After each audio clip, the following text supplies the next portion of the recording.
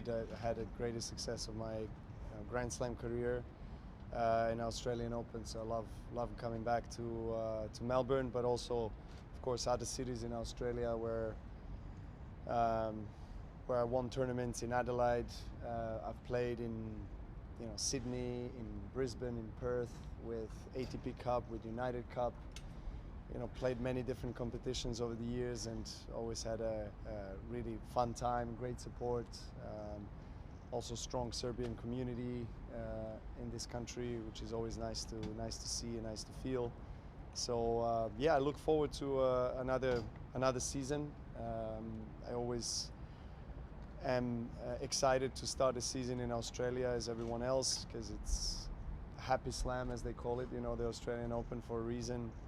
Most of the players really feel good, and Australians love their sport. They have a tennis culture, strong sports culture across all Australia, and they know how to appreciate athletes and what we are doing, and we are trying to give them back with strong performances and entertainment, so that they can get the value for their ticket. And yeah, I hope that I can kickstart this season in the best possible way in Brisbane. We're going to ask you about Nick Kyrgios, the doubles partnership. How did it come about? He reckons he's doing you a favour and giving you the pleasure of Absolutely, absolutely, he's doing me a favour. Look, we talked about playing doubles in Wimbledon actually earlier this year, when we practiced. During Wimbledon we practiced several times as he was doing commentating. And we kind of joked around, said, when you come back on the tour, I said, we should play doubles. And I didn't expect it to be so early already. It's going to be his first tournament back after a while, and but it's great. We were communicating last couple of weeks about it, and decided to play. So I really look forward to it. It should be fun. I saw him yesterday. He came into the gym and he started saying "évidemment, Nole," in my language. He's like, I can't wait to say that after a good point on the court. So yeah, it should be fun. Nick is quite a character, and we have had quite an interesting history of relationship, him and I. From not that great at all to to getting along really well now. So it should be fun for us on the court, but also for everyone watching. You've led me in beautifully. I wanted to ask, what it'd be like for Jannik Sinner right now. He's the target for Nick. He's called him the Grinch and all these sorts of things. I think he called you a tool in the past on social media during an Australian stuff. What's it like when you're getting targeted by Nick on social media? What's that experience like? I mean, it's not pleasant, but at the same time, we live in a world where everybody has the right, particularly in social media, to express themselves. And Nick has been really vocal about things, and particularly the doping case with Jannik. And he has some fair points. I think he has some fair points when it comes to the transparency and inconsistency with protocols and with case-to-case comparables. I mean, we had plenty of players that we've seen in the past and also currently that are under suspension for not even being tested on the banned substances, for missing the doping tests on whereabouts. Some players that are lower ranked waiting for their case to be resolved for over a year. So the issue is the inconsistency, is there's transparency. We've been kept in the dark with Jannik's case. I mean, I'm not questioning whether he took the banned substance intentionally or not. I believe in a clean sport. I believe that the player will do everything possible to be playing fair. And I know Jannik since he was very young, so it doesn't strike me as somebody that would do such thing. But I've been really frustrated, as most of the other players, to see that we've been kept in dark for 5 months. Since he was receiving that news, which was I think April this year, and then the announcement was August, just before US Open. So ATP hasn't really talked in depth about it. Why have they kept that case away from the public? Right, and then we see Halep's case, for example, on the WTA tour, and now Iga Swiatek's case. not a good image for and not a good look for our sport. Of course, you don't want to see that because I believe that in the last 20 plus years that I've been playing on a professional tour, that we've been one of the cleanest sports. I mean, at least I believe that we are, or we have been. So I will keep on believing in that clean sport, and yeah, I'm just questioning the way the system works, really, and why certain players are not treated same like the other players, and we see maybe some ranking reasons behind it, or maybe some players have more financial backing or stronger teams, legal teams to tackle these cases and to deal with them. That's why PTPA is there. Now PTPA is trying to help. I think with Tara Moore, for example, the British doubles player, I think she has been suspended also for almost 18 months. She was trying to find out where her contamination came from, and then as I understand, she was waiting for a very long time to have a hearing, and every month or every week that you don't play tennis and don't compete, it's a huge just burden on your career, and it makes it that much harder to come back. And yeah, so those are some of the things that we really mind. And I personally, again, not going to go into the specific details of the cases of how they evaluate if somebody took it intentionally or not, or contamination. I believe, again, that players are doing their best to stay clean, but I question the whole process. Bringing on Andy Murray as coach, what's that been like over this sort of extended break that you've had? Yeah, Andy has been with me for about 10 days of the preparation period before me coming to Australia, and spent some time on the court, off the court.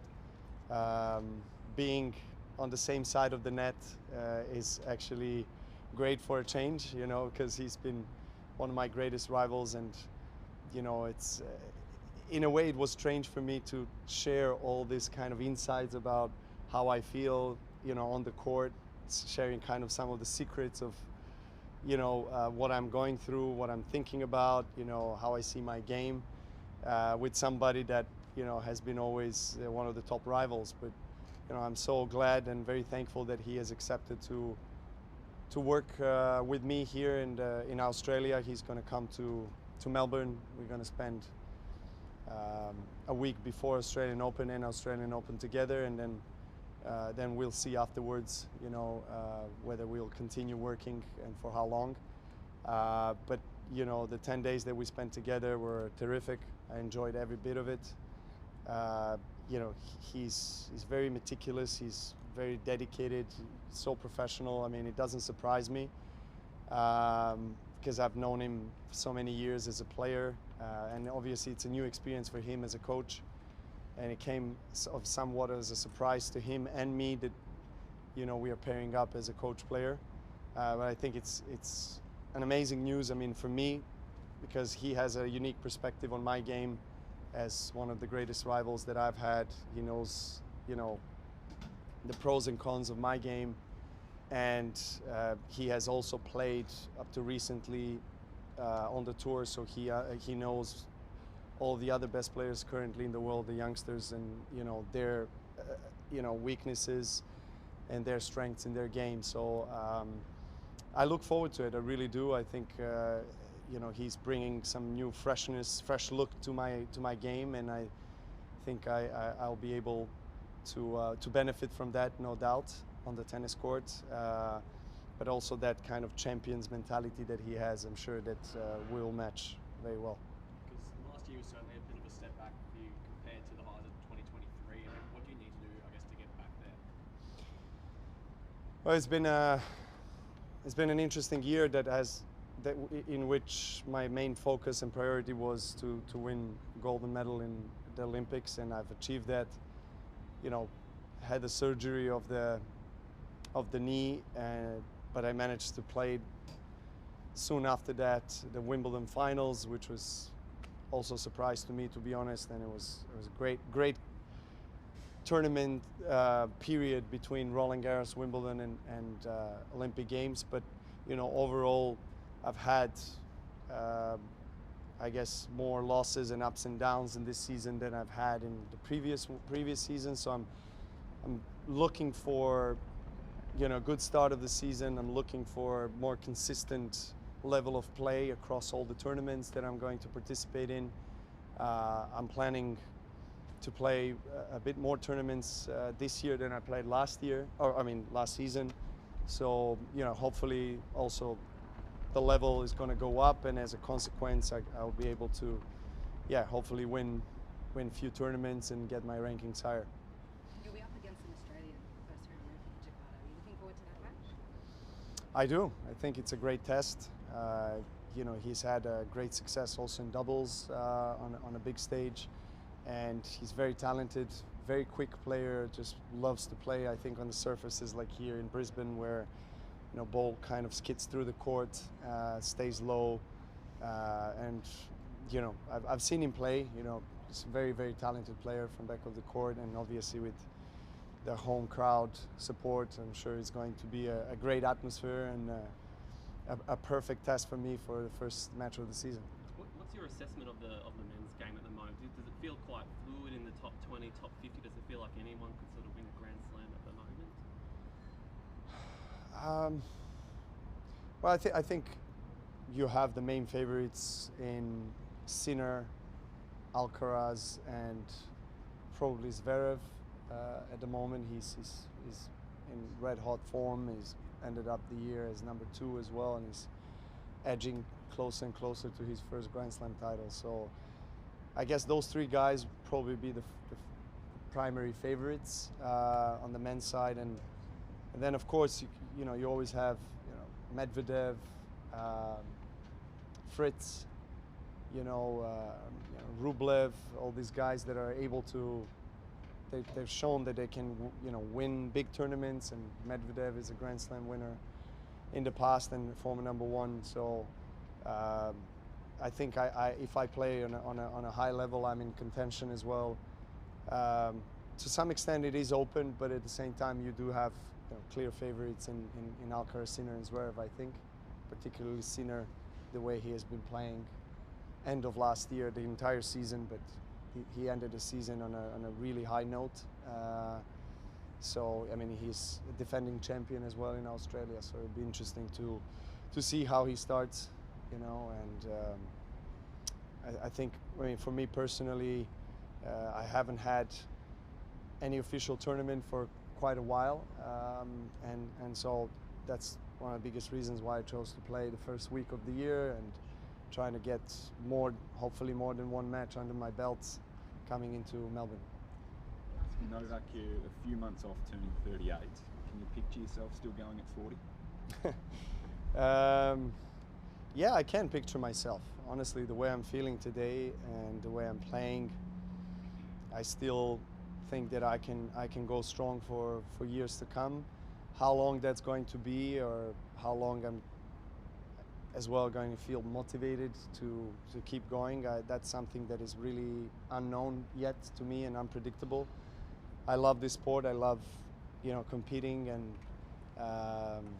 love coming back to Australia, a place where I've had tremendous success in the past. So, you know, obviously the crowd, the atmosphere, the competition, that's what gets me going as well. You know, along with, of course, opportunity to make more history of this sport, and it has been giving me so much, and I feel like the longer I'm playing as well, the more I'm giving back to this sport as a kind of a favor back to what this sport has allowed me to achieve and see the world, and hopefully I'm still making, you know, people happy that I'm playing, that I'm competing, and hopefully I'm contributing in a positive way by still being out here and competing on the tour. You mentioned that one of the things you enjoy is seeing the world. Is there something about Australia, something about Brisbane that stands out to you that you enjoy? Look, I think this is not just me. I think most of the players really feel so welcome in every Australian city, I think the consistency of the support for tennis across Australia is something that really blows me away every time I come here. As I said at the beginning, Australia has nurtured over the years a great culture for this sport and on all the sports, to be fair. And we come in the middle of summer holiday time for Australians, so most of also the kids, you know, they don't go to the school, so they have free time, so they come to tennis. They really show their support, show their love. And as a tennis player, to find yourself in that kind of ambience and atmosphere is the best. You know, it really motivates you, it gets you going, you know, it creates that incredible drive and a push, rush of energy to perform your best and to play in such a great atmosphere. You know, it extracts the best out of you. Thanks, everyone. Thank you, guys. Thank you so much.